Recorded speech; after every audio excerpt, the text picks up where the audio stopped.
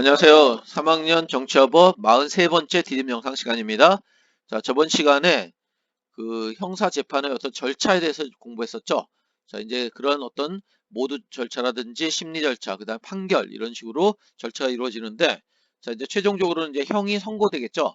자, 이런 형의 선고에 대해서 공부하도록 하겠습니다. 자, 유죄 선고가 내릴 수 있고 무죄 선고가 내릴 수 있는데, 자, 유죄 선고에는 실형이 있겠죠. 법원의 선고를 받아 실제로 집행되는 형벌이 있고, 우리가 저번 형벌의 종류에 대해서는 공부했었죠. 생명형, 자유형, 명예형, 재산형 이런 것들이 있다는 얘기 했습니다. 그 다음에 형을 선고하면서 이를 즉시 집행하지 않고 일정 기간 형의 집행을 미루는 거. 그래서 이 유예 기간 동안에는 일정한 범죄를 저지르지 않으면은 형 선고의 효력이 상실되는 거죠. 자, 이걸 뭐라고 그러냐면은 집행유예라고 합니다. 예를 들어서 1년 징역에 집행유예 2년 하면은 그 2년의 집행유예 기간 동안에 일정한 범죄를 저지르지 않으면은 1년의 징역 선고의 효력이 상실되는 거죠. 그렇죠? 그런 것 제도가 바로 집행유예라고 할 수 있습니다. 그 다음에 피고인의 유죄를 인정하면서도 유죄를 인정하는 거죠. 자, 정상을 참작하여 형의 선고를 미루는 거. 그래서 일정한 범죄를 저지르지 않고 보통 2년이 경과할 때, 2년이 경과할 때 그거를 뭐라고 얘기하냐면은 어, 자, 면소된 것으로 간주된다라고 했는데 그거를 선고유예라고 얘기합니다. 자, 실형이나 집행유예나 선고유예는 전부 유죄에 해당된다는 걸 꼭 기억해 주시면 됩니다. 여기서 면소라는 개념은 뭐냐면은 유죄 판결의 선고 자체가 없어지는 걸 얘기합니다. 유죄 판결의 선고 자체가 없어지는 거고, 뒤에 집행유예와 선고유예에 대해서는 좀 더 자세히 설명하도록 하겠습니다. 그리고 무죄 판결이 나면은 선고 기소한 사건에 대해 유죄를 인정할 만한 증거가 없거나 범죄 성립이 되지 않는 경우에는 자, 무죄를 선고하게 되는데, 이 무죄 선고가 나오면은 어떻게 될까요? 구속되었던 피고인인 경우에는, 구속되어서 재판을 받았던 피고인인 경우에는 바로 뭘 할 수 있을까요? 그쵸, 바로 형사보상 청구를 할 수 있다는 거. 형사보상 제도에 의한 형사보상 청구를 할 수 있다라고 얘기할 수 있습니다. 자, 그 다음에 형이 집행되는데 피고인의 유죄가 확정되면은, 자, 이거 누가 할까요? 누가 지휘할까요? 그쵸, 바로 검사가 합니다. 형 집행의 지휘는 검사가 한다는 걸 기억해 주시고, 징역, 금고, 구류의 형벌을 선고받을 때는 교도소로 가고, 자, 이런 것들은 교도소로 가고, 그 다음에 집행유예라든지 선고유예 판결이 확정되면은 이거는 집으로 가는 거죠. 자, 구금되지 않는다는 거. 자, 유죄이긴 하지만은 구금되지는 않는다.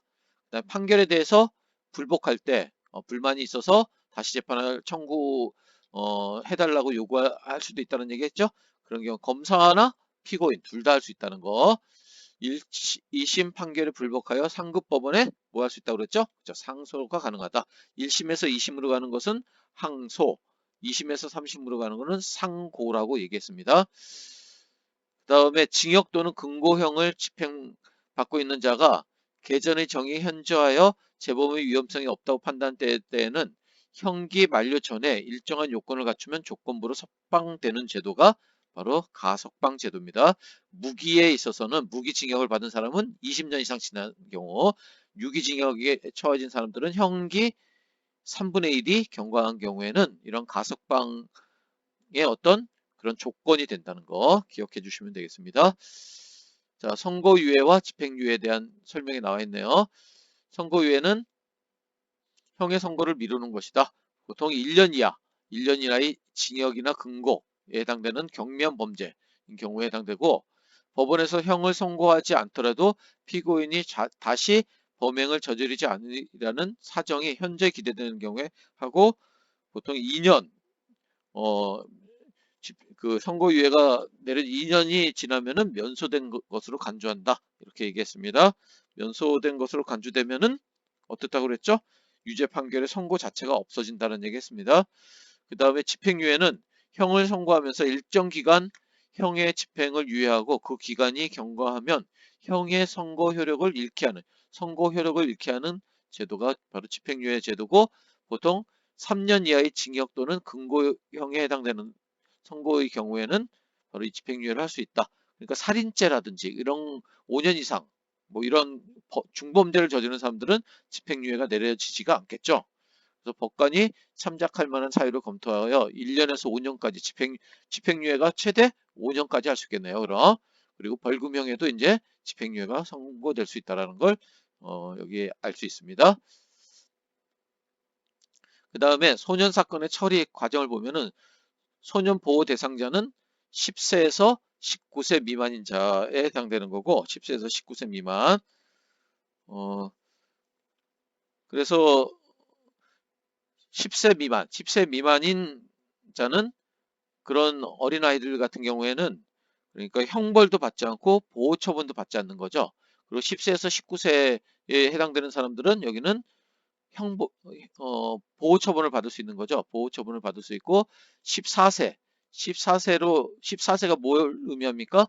14세는 형사 미성년을 의미하는 거죠. 14세 미만인 자, 10세에서 14세 미만인 자에 해당되는 촉법소년이라고 하죠. 우리가 보통 그런 사람들 같은 경우에는 형벌은 받지 않고 대신 보호는 받을 수 있다고 그랬죠. 보호 처분을 받을 수 있다고 그랬죠.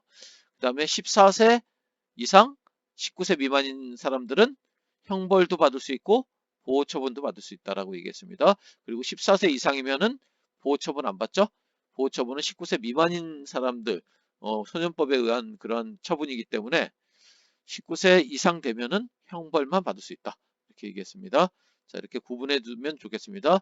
그러니까 10세에서 14세까지는 보호 처분만 받을 수 있고 14세에서 19세까지는 형벌도 받을 수 있고 보호 처분도 받을 수 있다. 이렇게 알고 있으면 되겠습니다. 그 다음에 소년 사건의 처리, 처벌보다는 보호 목적으로 형벌 제도를 운영하여 형사처분에 대한 특별 조치를 적용하거나 가정법원 소년부에서 보호 처분을 받도록 하는 거.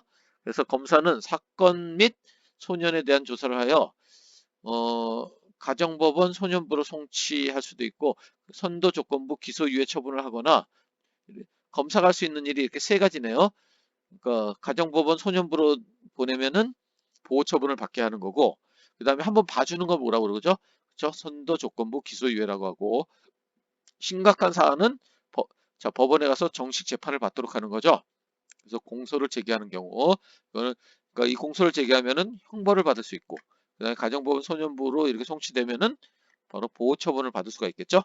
그리고 선도조건부 기소유예 처분을 받으면은 풀려나게 되는 거죠. 자, 그래서 보호 처분 보호 사건을 심리한다 했는데 자, 이런 내용들이 있다는 정도 알고 있으면 되겠습니다. 자, 그래서 소년 사건의 처리 과정을 좀 도식화해 보면 자, 이렇게 소년범이 있으면은 경찰이 그 소년범을 조사하겠죠. 그래서 검사에게 그 이제 송치하는 거죠. 자, 보내면 검사가 세 가지를 할 수 있습니다. 이 경찰이 검사에게 보내면은 뭔가 좀 죄가 있다라고 보는 거죠. 아니면 좀 가벼운 것 같은 경우에는 한번 봐줄 수도 있겠죠. 경찰이 그걸 훈방이라고 하고 검사 입장에서는 세 가지 경우가 있습니다. 세 가지 경우. 자, 먼저 자, 봐주는 거. 검사 입장에서 이제 봐주는 거를 선도 조건부 기소유예 처분을 하게 되고 죄는 있지만은 한번 봐주는 거죠.